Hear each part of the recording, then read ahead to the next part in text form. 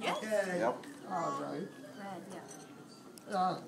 This is a condensed version of my greeting this evening, and hopefully you will. It's only 3 pages long, so or short.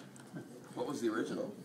Anyway, Saturday, May 29, 2010. This is a letter of love to my closest and dearest people I have known in my happy lifetime. Written to my sons and their spouses, and to my grandchildren and their spouses, and to my great-grandchildren and their spouses.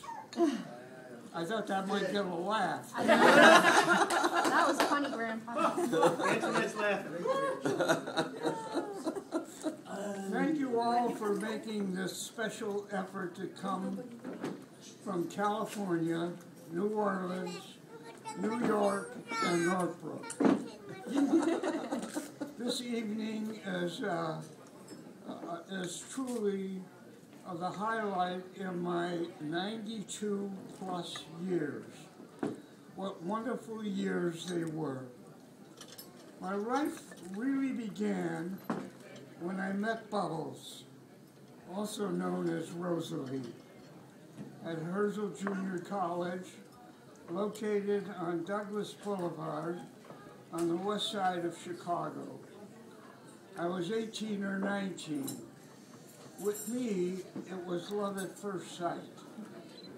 We went together for 4 years, and we married November 17, 1941. We were married for 56 years.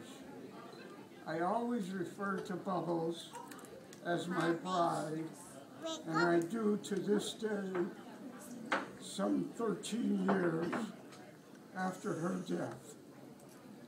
I never remarried. Bubbles became the mother of our son David in 1943. I hope I'm correct on that year. You are. We don't And usually our mention son it. Ron in 1947. I hope I'm correct with that year. I would rather have 1950. Rounding up. We became a family and set about growing up together. Here I must confess that whatever success my sons have achieved in their lives, the credit all goes to their mother. For as a young accountant, I worked long hours. Often I came home and the children were in bed.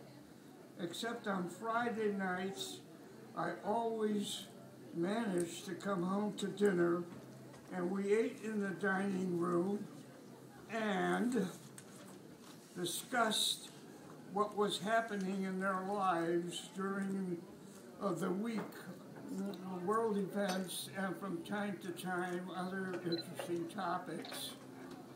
At this point, I must pause and say a few words about Bubbles. For those in this room who did not know my bride, a brief description is in order. Bubbles, also known as Rosalie, was born to Sarah and Harry Berman in 1919 as the only child. Her father was a furrier and her mother was a stay-at-home mom. They lived in a 7-room apartment in the 1400 block of South Kedzie Avenue in the Douglas Park area of Chicago.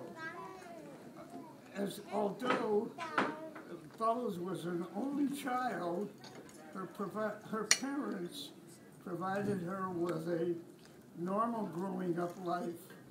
She attended public grammar school, high school, and public college. After graduation from college, she got a job as a secretary in the Chicago office of the famous songwriter Irving Berlin. As a stay-at-home mom, she devoted all of her time to raising our children and became involved in their schooling, community, and other social functions, such as painting and theater. Bubbles became an excellent cook, and to this day, her daughters-in-law, Joan and Robin, have inherited some of her recipes. Bubbles also loved to travel, so as soon as our sons began growing up, we took many automobile trips in the United States and Canada. After our sons were off to college and after their respective marriages, we began our international travels. There are very few countries on this planet that we missed. As for me, I was born to Minnie and Sam Carlin in August 1917. My parents were immigrants from Lithuania and Russia. After arriving in the USA, my father and mother somehow and somewhere met and married and had 3 children. We grew up poor. As soon as we were able, everyone worked at some sort of a job to earn money for the family. We all had public school educations.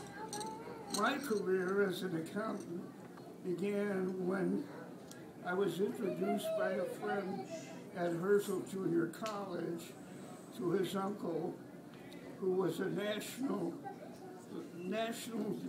bookmaker of horse races. My career almost ended when I was subpoenaed to testify before a U.S. grand jury. That was a sobering experience. Thereafter, I enrolled at school nights at Northwestern and got a job with an accounting firm and became legitimate. My closing thoughts to each and every one gathered here tonight. You are each dear to me, and I am proud of what each and every one of you have achieved thus far. If I were asked to make a prediction, I would say the best is yet to come. So keep reaching and keep achieving, and as you do so, please think of your grandmother Bubbles and your grandfather Paul as they have touched your lives.